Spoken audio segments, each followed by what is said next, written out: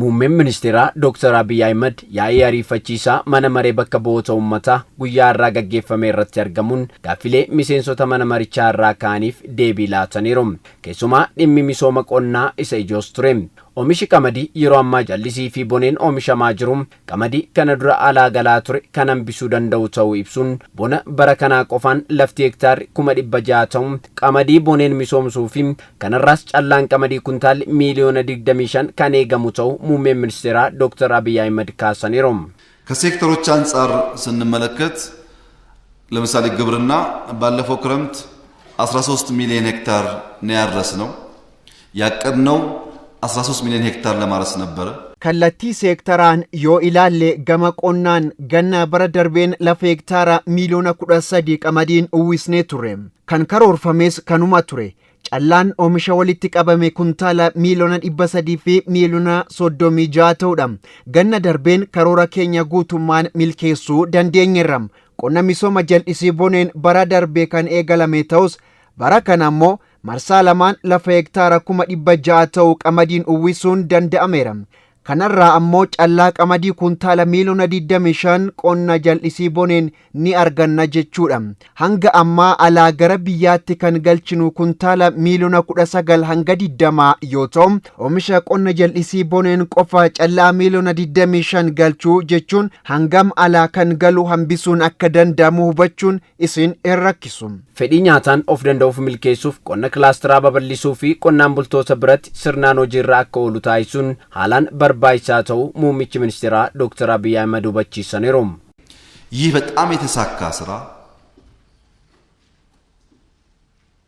በምግብ ራስን ለመቻል ያለንን መሻት የሚያሳካው ይህ ጥረት ይበልጡኑ ውጤታማ እንዲሆን አንደኛ የኩታ ገጠም አስተራረስ ዘያችን መስፋት አለበት። Fedhii nyaataan of danda'uu fi taasisaa jiru milkeessuuf qonni kilaasteraa babal'achuu fi qonnaan bultoota biratti sirnaan hojii irra oolchuu qabna. Hojiin qonna kilaasteraa kutaa biyyattii garaa garaa keessatti kan hojiirra oolaa jiru ta'us ammallee naannoon sirnaan itti dhimma ba'aa hin jirre ni jira. Keessumaa gara giddugala biyyattiitti lafa xiqqoo irraa callaa oomisha guddaa argachuun kan danda'amu adeemsa kilaasteraan qonna kana hordofuun yoo ta'edha. Gama biraanis sadarkaa oomisha seektara industirii guddisuuf hojjetamaa akka jiruu fi yeroo ammaas guddinni seektarichaa 46 irra qaqqabu Dr. Abiy Ahmed himaniiru. Oomishaalee paarkii industirii biyya keessaa alergee qofaaf osoo hin taane tajaajila biyya keessaafis oolchuuf hojjetamaa jiraachuu kaasaniiru. ኢንዱስትሪያል ፓርኮቻችን ውስጥ የሚመረቱ ምርቶች ለመሸጥ ብቻ አይደለም ወደ ውጭ ለመላክ ብቻ አይደለም ለኛም በእጅጉ ያስፈልጋሉ። Paarkilee indaastirii keenya keessatti oomishaaleen oomishaman biyya alaatti erguuf qofaaf miti. Tajaajila biyya keessaaf nu barbaachisu.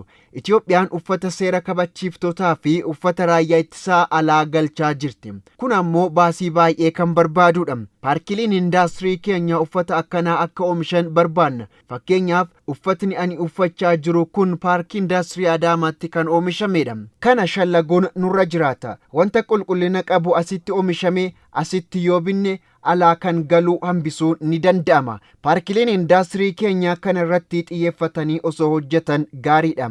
Gama turizimiin akka waliigalaatti dhiibbaan weerara vaayirasii koronaa jiraatus Itoophiyaa keessatti hojiileen hedduun bakkeewwan hawwata turistii irratti hojjetamaa jiraachuu muummichi ministeeraa kaasaniiru. Itoophiyaan biyya hordoftooti amantaa musliimaa itti heddummatan keessaa tokko ta'uu walqabateem ayyaanni hiikaa sooma ramadaanaa fuula dura keenya jiru haala addaan akka ayyaaneffamuuf qophiin taasifamaa jiraachuu fi kunis seektara turizimii dadamaqsuuf faayidaa guddaa qabaachuus muummichi ministeeraa ibsa isaaniin kaasaniiru. ከሰርቪስ አንፃር ያው ቱሪዝም በኮሮናው በከፍተኛ ደረጃ ተመቷል።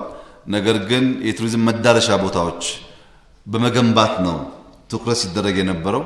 Tajaajila keessaa seektarri turizimii sababa weerara vaayirasii koronaatiin miidhaan waliigalaa jiraachuu ni beekama. Kanaaf hojiileen gurguddoon hojjetaman bakkeewwan hawwatootaan haalaan miidhagsuu fi hawwatummaa isaa guddisuun taasifamaa tureera.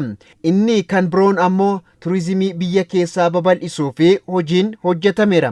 Waamicha biyyaa hordofuun miseensota diyaasporaa gara biyyaa dhufaniin seektarri turizimii weerara vaayirasii koronaan miidhamee ture dadammaqsuun danda'ameera. Isaanis galateeffachuun ni barbaachisa.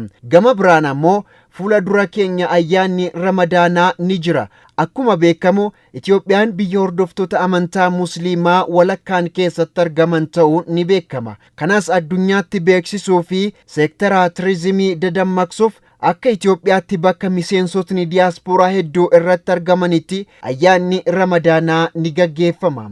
Muummichi ministeeraa Dr. Abiy Ahmed gaaffilee dhimmoota hawaasummaa, siyaasaa fi dinagdee ilaalchisuun miseensota mana maree bakka bu'oota uummataa irraa isaaniif dhiyaataniif deebii bal'aa itti laachaa oolaniiru.